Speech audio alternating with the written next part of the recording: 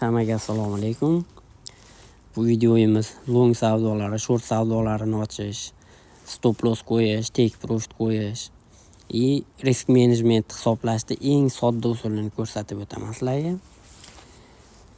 Endi bu video asosan novichoklar uchun, anchadan beri trading bilan shug'ullanadiganlar yoki tradingdan xabari borlar bo'lsa, bemalol videoni o'tkazib yuboringlar. Bu video asosan novichoklar uchun. Xo'p. Birjaga kirganimizda novichoklarda eng katta bitta xatosi bor. Kiradida kapitali $50, $10 yoki $100 bo'ladi. Xayolida bitta narsa bo'ladi. Misol uchun $50 kapitali bor. Tabiiy holatda ko'p kanallarga qo'shilib olgan bo'ladi, signal beradigan. U signal kelganida novichok ko'radida $50 kapitali bor. Keyin shuni deydi, 100% $50 bilan kapital bilan kiraman. $50 $100 qilaman. $50 ni chiqarib olaman deydi. Yo'q, u xom xayol. Trading hech qachon unaqa ishlamaydi. Mantiqqa ham to'g'ri kelmaydi. Agar shunaqa o'ylayotgan bo'lsanglar, sizlar kazinoni o'ylayapsizlar. Bu kazino emas. Bunda asosan bilim kerak bo'ladi. Eng birinchi o'rinda tradingga kirib keldinglarmi? Tradingda hamma birinchi baribir foyda olish maqsadida kiradi. Menimcha bu noto'g'ri deb o'ylayman. Kirdingizmi? Siz asosiy maqsadingiz bilim olish bo'lishi kerak. Bozorga pulni berib qo'ymaslik, zarar qilmaslik. Asosan zararni yo'q qilish kerak edi. Maksimal darajada risk menejmentga amal qilish kerak. Misol uchun sizda $100 kapital bor. Risk menejment bilan hisob-kitob qildingiz. Avtomatik oson bo'lish uchun tushuntiryapman. Avtomatik tarzda $100 kapitalingiz 1% risk bilan kirganingizda sizda $1 bo'ladi. Siz uchun asosan natija bo'lishi kerak. Undan keladigan foyda muhim bo'lmasligi kerak boshlanishiga. Sababi siz o'sha $10, $100 yoki mana $1 bilan kirasiz, $100 kapitalingiz bo'lsa, 1% risk bilan kirganingizda sizda foyda 10 sent, 20 sent, zo'r bo'lsa $1, $2 foyda bo'ladi. Bu foyda sizni qoniqtirmaydi. Lekin siz maqsadingiz bilim olish, bu yerda zarar ko'rmaslik, pul yo'qotmaslik maqsad qilib qo'yib olganingizdan keyin asta-sekin bilim olib borasiz, tajribangiz oshib boradi. Ana o'shanda sizga kelayotgan o'sha 20 sent, $1lik foydalar vaqti kelib sizga millionlarni olib kela oladi. Siz hozirdan kirgan, bu yerga kiritgan $50 yoki $100 depozitingizni 1-2 soat yoki 1-2 kunda yo'q qilib yuborsangiz, bu birinchi o'rinda ko'nglingiz olib ketadi bu sohadan. Shuning uchun asosan vaqtingizlarni, pulinglarni bilim olishga sarflanglar. Undan kelayotgan foydaga qiziqmanglar hozircha. Asosan pul yo'qotmaslik kerak. Endi risk menejmentda eng sodda usulini ko'rsataman sizlarga. O'zi yana boshqa usullari bor. Tiyinigacha risk menejmentda hisoblashni uni boshqa video qilib ko'rsataman. Xo'sh, hozir men coin emdaman. Futures bo'limiga o'tasizlar. Mana Bitget birja, Futures. Shu holatda bo'lgandan keyin risk menejmentda eng sodda usuli. Sizlarda hozir mana bu holatda bo'ladi. Buni o'zgartirib olaman. Primerni shu holatda bo'ladi sizlarda. Endi eng sodda usuli. Sizlarda misol uchun $50 kapitalingiz bor. Risk menejment bilan hisoblab vaqtinglarga ketkazmaysizlar-da.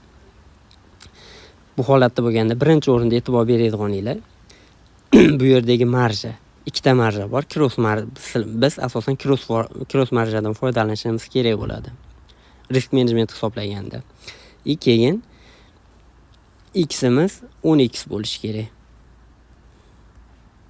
Shu holatga keltirasizlar. Mana bu yerda ham shunga ham e'tibor berasizlar. Mana shu holatga keldi. Signal keldi misol uchun kanalga. Agar YouTube o'zidan ko'rayotgan bo'lsanglar, opsiyaga Telegram kanalim qoldiraman, kirib bemalol foydalansanglar bo'ladi. Signallar tashlab turaman. Ko'pchilik foydalanyapti ham. Shu holatda bo'ladi. Bitcoin ustiga bosasizlar, USDT ga o'tkazib olasizlar. Обязательно USDT. $50 kapitallar bor. USDT ga o'tkazdinglar. Marja cross X10. Bo'ldi, $5 bilan kirasizlar. Agar $50 kapitalinglar bo'lsa. $10 bo'lsa $1 bilan kirishinglar kerak bo'ladi.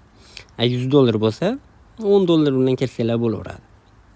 $100 bo'lsa ham $5 bilan kirganinglar menimcha yaxshi bo'ladi. Signal kelganda xuddi shu holatda mana $5 longmi? Longni bosasizlar. Открыть long. Shortmi? Открыть short. Endi stop loss, take profit. Menimcha tushunarli bo'ldi. Long pozitsiya ochish, short pozitsiya ochish, risk management hisoblash shu holatda. Bu risk management hisoblanmaydi o'zi aslida. Video cho'zilib ketib qoladi, o'zi ancha cho'zildi ham. Yana bitta video qilaman risk management hisoblash bo'yicha. Unda mana bu X bor-ku. X da 125 X qilib ham ishlasanglar bo'laveradi. Bemalol. Risk management hisoblaysizlar. Sizlar lishni pul hech qachon yo'qotmaysizlar. 125 X da ham ishlasanglar bo'ladi. Shu shunday qilib o'rgatib qo'yaman sizlarga. Men bu yerda ko'rsataman stop loss, take profit qo'yishdi. Savdoga kirdinglar. Kirganinglardan keyin mana menda savdo turibdi efirimda. Take profit ko'ryapsizlar mana. Take profit, stop loss bor. Shuni ustiga bosamiz savdo ochilganidan keyin. Endi asosan 3 ta take profit yoki 4 ta take profit beriladi. Stop loss bitta beriladi doimgidek. Mana bunisiga o'tamiz mana. Частичный pozitsiya. Shunga o'tamiz. Birinchi take profit. Shu take profit bu yerga yoziladi. Stop loss bu yerga yoziladi. Endi stop loss doim mana bu holat последний turibdi-yu, shuni markirovkaga o'tkazib qo'yinglar. Narx pastga srazi tushib, srazi tepaga ko'tarilib ketadigan vaziyatlarda markirovkasini sizlar saqlab qoladi. Stop losslar urib ketmasligiga. Shu holatda bo'ladi. Bu yerga stop loss yoziladi. Mana qizig'i yo'q. Qancha berilgan bo'lsa, shu holatda yozasizlar. Keyin mana buni mana 100% olib kelib qo'yasizlar. Stop lossda. Stop lossda shu holatga olib kelasizlar. Endi take profit 3 ta beriladi bilasizlar. Asosan 3 ta yoki 4 ta. Take profit bu yerga yoziladi. 2700 deylik. 2700. Mana take profit yozildi. 3 ta berilgan bo'lsa, birinchisini 25 ga qo'yinglar. Birinchisini. Подтвердить bosasizlar. Подтвердить stop loss qo'yaylik meni. 2500 keyin boraman. Mana shu holatda qo'yildi mana. Take profit birinchisi qo'yildi, 25% ga qo'yildi. 3 ta take profit berilgan bo'lsa 25% ga qo'yasizlar. 4 ta bo'ladigan bo'lsa 20% ga qo'ysanglar yaxshiroq bo'ladi. Qo'yildi, подтвердить bosamiz. Birinchi take qo'yildi. Ko'rdinglar, billa qo'ydik. Keyingisi yana shu holat. Yana частичныйga o'tamiz. Endi bu safar faqat take profit ikkinchisini qo'yamiz. Ikkinchisi misol uchun 2750. Birinchi take profitimiz 25% da bo'ldi. 3 ta take profit berilgan. Biz endi keyingisini 50% ga qo'yamiz. Qo'yildi. Endi uchinchisi oxirgi take profit. Endi uni qo'yamiz. 2800 misol uchun. Endi bunisini 100% qo'yib qo'yamiz. Take profit shunday qo'yiladi. Stop loss shu holatda qo'yiladi. Agar birinchi take profit olindimi, stop lossni kirgan nuqtamizga o'zgartirishimiz kerak. Mana bu qalamchamiz ustiga bosamiz. Mana bu stop loss. Sala turibdi. Redaksировать bosamiz. Endi biz kirgan nuqtamizga o'zgartirishimiz kerak. Mana sena xo'da turibdi ikkinchidagi 2509 ekan. 2509. Kirgan nuqtamizga stop lossni o'zgartiryapmiz. Birinchi tek olingandan keyin stop loss odatda o'zgartiriladi kirgan nuqtaga. Hammasini o'chiraman men.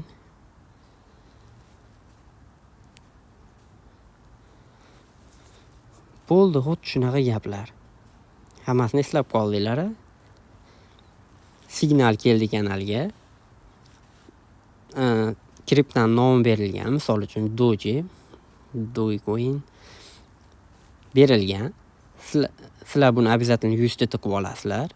Marja cross 10x $10 kapitallab 1 dollardan kirasizlar. Risk management bu. $50 kapitallab $5. $100 ko'pmi? $10 kirasizlar.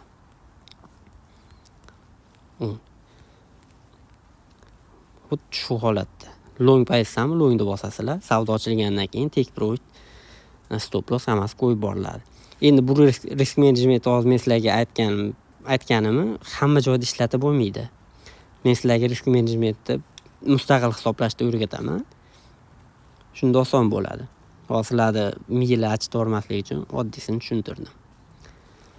Xullas, hammaga omad. Yaxshi ma'lumot olgan bo'lsanglar bitta like bosib, komment yozib qo'yish esdan chiqmasin.